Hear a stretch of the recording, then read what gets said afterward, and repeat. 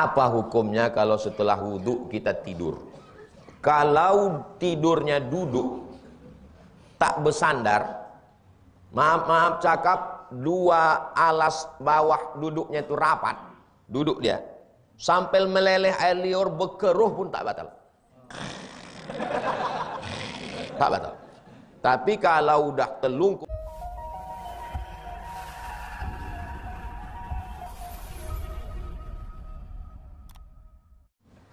apa hukumnya kalau setelah wudhu kita tidur? Kalau tidurnya duduk, tak bersandar, maaf cakap, dua alas bawah duduknya itu rapat, duduk dia, sampai meleleh air liur berkeruh pun tak batal. Tak batal. Tapi kalau udah telungkup ke depan, batal. Kenapa batal? Karena lepas dia di belakang. Ikatan itu lepas. Push. Kalau rapat duduknya tak batal. Kalau sudah bersandar atau telungkup ke depan, batal. Jadi tidur. Saya Pak Ustadz berbaring. Berbaring. Batal. Nah, maka kalau sekedar duduk nanti hari Jumat tak tahan duduk. Allahu Akbar, Allahu Akbar. Lalu kemudian dibangunkan kawan. Datang satu, kau udah tidur, batal. Bilang sama dia, nanti kita bahas habis sholat. Tak cukup waktu, tak cukup, udah komat, nanti aku jelaskan. Tak batal. Kuncinya pada duduk. Duduk, jangan bersandar, jangan telungkup, jangan bersandar, jangan berbaring. Kalau berbaring, batal. Kenapa? Karena tak sadar dia angin itu keluar. Ragu saya Pak Ustaz, saya duduknya udah rapat, tapi saya ragu, keluar atau tidak. Maka yang dipegang, keluar atau tidak? Tidak. Al-yaqinu la yuzalu bisyak. Keyakinan tak bisa dihilangkan dengan keraguan. Yakinnya mana? Suci. Ragunya mana? Kentut. Yakinnya tak bisa dihilangkan oleh ragu. Yakin bahwa tak ada kentut. Kata setan, kau kentut, kau kentut, kau kentut. Tidak setan. Karena aku tak bergeser. Tapi tak bisa begitu kalau udah berbaring. Kalau udah berbaring tak bisa begitu. Dia yang bisa yakin itu kalau cukup syarat. Kalau tak cukup syarat, lepas. Itulah perlunya ilmu. Semua kawan mengatakan batal. Semua orang mengatakan batal. Tapi ilmu mengatakan tak batal. Mana yang betul? Ilmu. Itulah pentingnya berilmu. Makanya ngaji. Kalau diikutkan cakap orang, oh, kau tadi batal. Sedang air liur kau aja keluar, apalagi kentut, kata dia. Mana bisa dikiaskan air liur sama kentut? Air liur itu kan tak terkunci mulut. Kalau di bawah terkunci. Ada kunci. Ini kiasnya, pakainya kias. Kias kau tak berlaku. Kias kau kias ma'al farik. Ustadz, bagaimana derajat hadis di bawah ini? Haddatsana al-Abbas bin Abdullah al-Wasiti, haddatsana Abdullah bin Ghalib al-Abbadani, an Abdullah bin Ziyad al-Bahrani, an Ali bin Zaid, an Sa'id bin al-Musayyib, an Abi Dzar, qala li Rasulullah sallallahu alaihi wasallam, ya Aba Dzar, li an taghduwa fata'allama ayatan min kitabillah khairun laka min an tusalliya mi'ata rak'ah wa li an taghduwa fata'allama baban minal ilmi umila bihi aw lam yu'mal khairun laka min an tusalliya alfa rak'ah. Hadis dhaif kata Imam Nawawi, ajma'al ulama ala jawazil amal bil hadis dhaif. Ijma' ulama boleh beramal dengan hadis dhaif. Syaratnya 5. 1. Tidak dalam masalah akidah. 2. Tidak dalam masalah halal haram. 3. Tidak ada periwayatnya kazab pendusta. 4. Masih bernaung di bawah hadis sahih atau ayat Quran dalil yang sahih. 5. Untuk fadail amal. Hadis ini fadail amal. Fadail amalnya apa? Menuntut ilmu. Bagaimana tips menghidupkan majelis ilmu yang rutin seperti kajian subuh agar jamaah mau datang? Jamaah mau datang itu kan kakinya bergerak. Yang menggerakkan kaki itu apa? Hati. Hatinya itu di mana? Hatinya di dalam kuasa Allah. Qalbul mu'min baina asabi'ir rahman. Kita hanya disuruh Allah berbuat aja. Masalah orang datang tak datang itu urusan Allah SWT. Ustadz ngomong begitu, yalah, Ustadz kan viral. saya pulang mengisi pengajian di Masjid Akramun Nas Ronggo Warsito, Komplek Undri Gobah. Setiap Sabtu subuh tahun 2009. 2008 saya pulang, 2009 buka pengajian. Jamaahnya sepertiga soft. Kanan kosong, kiri kosong, tengah aja. Sabtu subuh satu hadis. Sabtu subuh. Jadi orang tahu, Sabtu subuh Masjid Akramun Nas Undri Gobah, Komplek Undri, hadis Ustadz Somad. Kenapa tak dibuat Sabtu Ahad? Supaya tak mengganggu kajian Ustadz Dr. Mustafa Umar di An-Nur. Jangan rusak kajian orang. Jadi kalau antum balik kampung tanya, kiai di situ hari apa? Hari Ahad. Jangan antum buat pula, itu nyari musuh namanya. Cari hari lain. Hari Sabtu karena libur. Lebih banyak tiangnya dari orangnya. Akramun Nas itu banyak tiang. Saya hitung-hitung banyak pula tiang itu dari orang. 2009 mulai, 2010, 2011, 2012, 2013. 2013 tak muat masjid itu. Pindah ke Al-Falah. 2014, 2015. 2015 Al-Falah itu tak muat, full. 2015 masuk 2016 pindah ke An-Nur. 2016 keluar kabinet baru. Ustadz Abdul Somad, Ustadz Mustafa Umar dan Ustadz lain dikeluarkan dari pengurus lama karena An-Nur mau diambil Salafi. Kata saya, alasannya Ustadz Ahlus Sunnah tidak bisa masuk ke An-Nur gara-gara Ustadz Ahlul Bid'ah. Kata saya, kalian ambillah masjidnya, aku tak perlu kali sama masjidnya, ambillah. Tak ada diambil orang itu sampai sekarang. Sejak 2016 itu saya tak tausiah lagi di An-Nur sampai sekarang. Kenapa Ustaz tak masuk? Banyak udah Ustaz lain. Saya mengisi musola. Musola 2, masjid 2. Ada orangnya, saya tausiah. Hujan-hujan tak ada orang, saya tetap tausiah. Mati lampu tetap tausiah. Jadi antum nanti pulang, antum hidupkan kamera, antum bacakan hadis. Setengah jam baca hadis, setengah jam tanya jawab. Yang bisa dijawab, jawab sekarang. Yang tak bisa, kumpulkan pekan depan. Rekam, upload ke channel YouTube. Setiap rutin. Tak terasa kita baca Riyadhus Shalihin ini dulu bulan Agustus 2022. Sekarang sudah 2023. 11 tahun. Rabu tak terasa. Jadi jangan antum pikir saya pulang orang langsung ramai tola al-badru alaina. Tak begitu. Pulang tak ada orang. Pulang saya 2008 pergi ke salah satu lembaga dakwah di Pekanbaru sama Ustadz Adam Malik Indra, kenal? Alumni Mesir, alumni Sudan. Indra, ayo kita mendaftar jadi Ustadz di situ. Ya, sampai di situ. Kami mau daftar jadi Ustadz, harus dites. Mak, harus dites kata si Indra. Saya ini kan orangnya pantang dipancing. Siapa yang bisa ngetes kita? Sanggup orang Pekanbaru yang ngetes kita? Padahal baru balik lagi. Jadi kayak mana? Tak usah kita tes. Mereka nih yang kita tes. Tidak ada yang tes kita. Pergi kami ke kantor MDI. Waktu itu kantor MDI masih numpang di Jalan Sudirman, belum lagi di Rambutan. Sampai di MDI, kami mau daftar jadi Ustadz. Kata orang MDI, tesnya udah lewat. Nah, jadi kalian masuk aja lah, nggak usah tes lagi. Nah, itulah maka saya lulus jadi Ustadz MDI.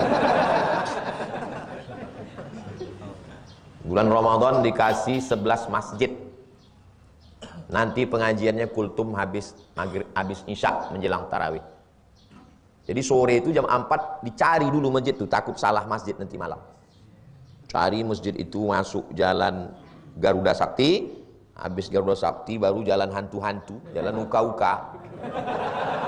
Ya. Habis itu baru cari ada gang kecil jalan tanah, ada musola di situ, tak pakai plafon, lampunya 5 watt. Situlah saya tausiah. Jangan kalian pikirkan pulang dari airport disambung langsung takbir akbar di An-Nur. Tak begitu perjalanan ini. Perjalanan ini mesti ditebas hutannya. Jalannya kita membuat. Kalian nengok sekarang. Ini sejak berapa? 2008, 2009 berproses. Assalamualaikum Adinda. Waalaikumsalam Bang. abang memandikan adik abang sore ini. Istri abang baru melahirkan. Jadi, bisa kau gantikan abang ke masjid Indah Kiat, Perawang. Insya Allah bang. Cemana jalan ke Perawang tuh? Pokoknya kau datang aja ke kantor ini, nanti ada jemputannya. Diantarlah saya sama adik saya sore. Jam 5 ke kantor. Sampai di kantor tuh, naik, saya nampak mobil jemputan, duduk saya. Yang namanya nggak ada di sini, silakan keluar. Mana ada nama saya situ? Orang saya menggantikan Ustadz Afrijon Effendi. Duduk. Kamu siapa? Saya menggantikan Ustadz Afrijon. Oh, nggak bisa begitu. Mana bisa digantikan? Teleponnya Ustadz Afrijon. Siapa nih Ustadz Afrijon?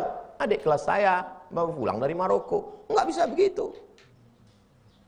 Masjid sana belum tentu mau terima. Teleponlah orang masjid sana. Telepon.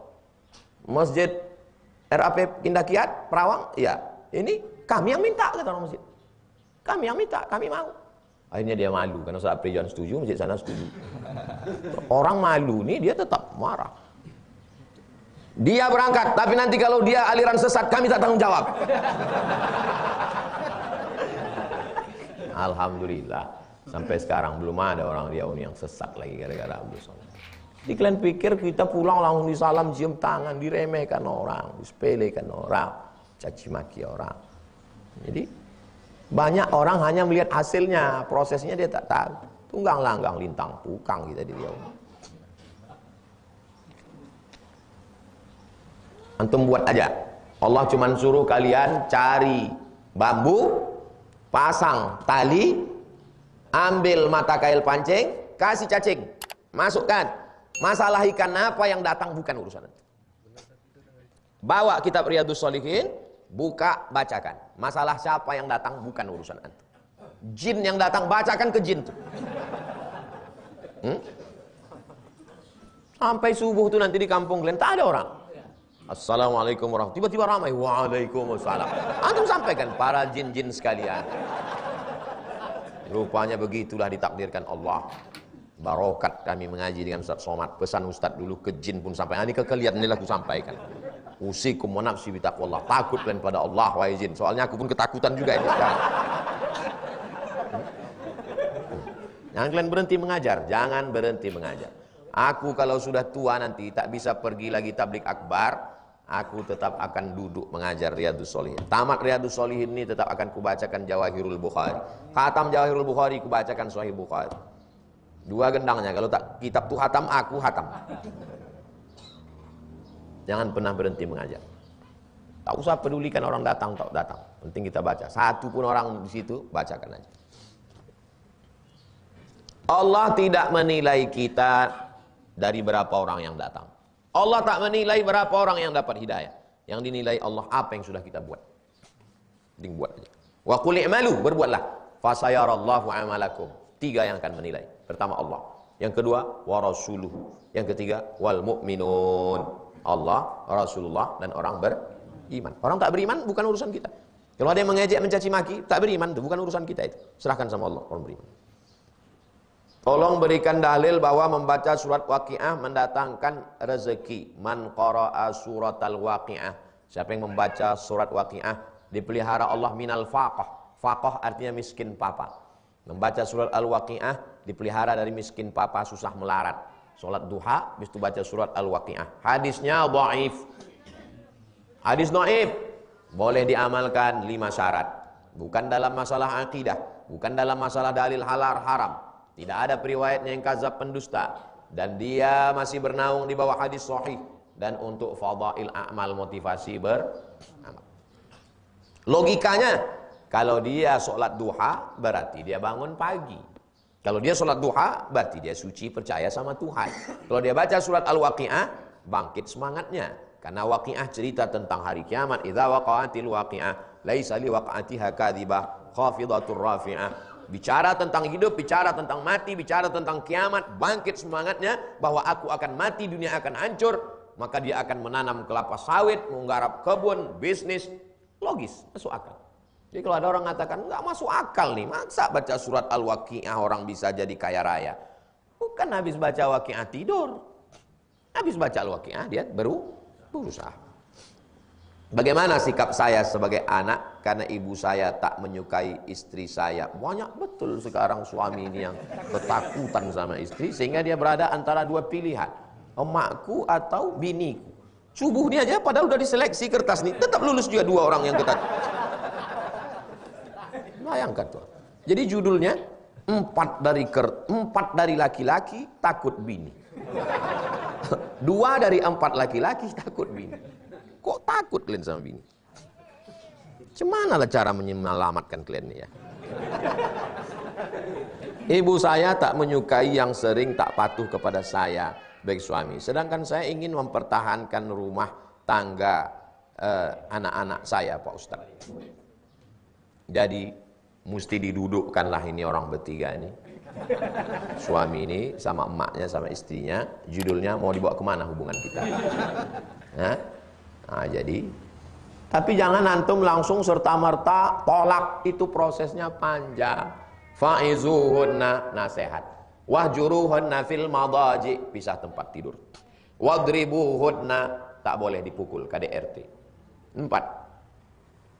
Fa in khiftum shiqaqa bainihima fab'atsu hakaman min ahlihi wa hakaman min ahliha, mediasi. Puncaknya baru. Jadi ini masih bisa diselamatkan. Nasihati dulu. Adinda, sorga itu di bawah tapak kaki ibu. Aku menipu juga. Nah, jadi nasihat. Kalau begini ulah kau tak berubah-ubah, nampaknya kita pisah tempat tidur lah. Memang itulah yang aku tunggu, kata dia. Lalu wadribuhun, aku tepukkan muncul. Tepuklah, kata dia. Aku lapor kau ke Komisi Perlindungan Perempuan. Fab'atsu hakaman min ahlihi wa hakaman min ahliha, mediasi. Nah, itu. Jadi musyawarahnya panjang, tapi laki-laki ini jangan takut duluan. Perlu juga nanti dibuatkan persatuan. PLT namanya, Persatuan Laki-laki Tertekan. Kalian perempuan, kalau kalian tekan laki kalian untuk durhaka kepada emaknya, 20-30 tahun lagi, kalian punya anak laki-laki.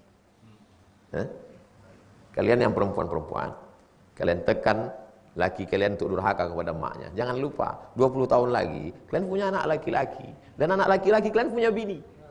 Bininya lebih dahsyat dari kalian. Aku tak nakut-nakuti, cerita aja. Ulang sekali lagi. Kalian perempuan-perempuan yang kalian paksa laki kalian untuk durhaka ke emaknya, 20 tahun lagi anak kalian punya bini. Menantu kalian lebih muda dari kalian. Kalian memang mungkin lebih galak, tapi suara kalian udah tak kuat lagi. Jadi kalau sayang dia sama mertuanya itu, kan tak mungkin. Ini memang suamiku, ini memang lakiku, tapi lakiku ini milik emaknya. Tulis besar-besar di ruang tamu. Ini memang, buat gambar kau nunjuk laki kau gini. Ini memang lakiku, tapi lakiku ini punya emak. Kalau emakmu sayang sama kamu, biasa memang emak kau, dia sayang sama kau. Tapi ada yang lebih hebat lagi. Dilahirkannya anak ini, disusukannya anak ini, disekolahkannya anak ini. Berapa kali dia tak jadi beli baju hari raya gara-gara menyekolahkan anak ini. Mahal pula UKT anak ini. Setelah anak ini sarjana, barulah nikah sama kau. Kan udah berhasil dia baru nikah sama kau. Sekarang kau jauhkan pula dia dari emak. Jadi mudah-mudahan Allah SWT membuka pikiran kita, menyadarkan kita semua, dikasih Allah kebaikan semua insyaallah. Ini laki-laki yang begini ini tertekannya luar biasa menghadapi emaknya lagi. Kata emaknya, memanglah kau laki-laki durhaka, kata emak. Hadapi bininya lagi, memanglah kau laki setan, gitu. Bayangkanlah itu. Tak kasihan kalian nengok laki-laki begini. Nah, kalian pun yang belum berbini jangan kata-ketawa aja. Kalian pikir yakin kalian bagus calon ini, macam selamat aja kalian. Nah itu. Jadi sebelum kalian nikah jumpakan sama emak kalian. Ini emakku, tak usah formal-formal, ini emakku. Jadi kalau kau sanggup kita lanjutkan. Kalau tak kau sanggup, inilah ketua tim fit and proper testnya. Saya sebagai tim penilai dari luar aja saya. Cocok, saya tanya makcik, gimana makcik? Cocok, cocok kata makcik. Lanjutkan. Semana makcik? Ada 3 calon lagi, nanti kita tes lagi. Itu. Mudah-mudahan Allah kasih yang terbaik insyaallah. Ala hadhihi niyyah wa kulli niyatin shalihah. Al-Fatihah. A'udzubillahi minasyaitonir rajim. Bismillahirrahmanirrahim. Alhamdulillahirabbil alamin. Arrahmanir rahim. Maliki yaumiddin. Iyyaka na'budu wa iyyaka nasta'in. Ihdinas shiratal mustaqim. Shiratal ladzina an'amta 'alaihim ghairil maghdubi 'alaihim waladdallin. Amin. Allahumma alif baina huma kama allafta baina Adam wa Hawa. Satukan hati saudara-saudara kami dengan istrinya, dengan suaminya, sebagaimana kau satukan antara Nabi Adam dan Hawa. Allahumma jma' bainahuma kama jama'ta baina nabiyina Muhammad SAW wa Khadijatul Kubra wa Aisyatul Ridha.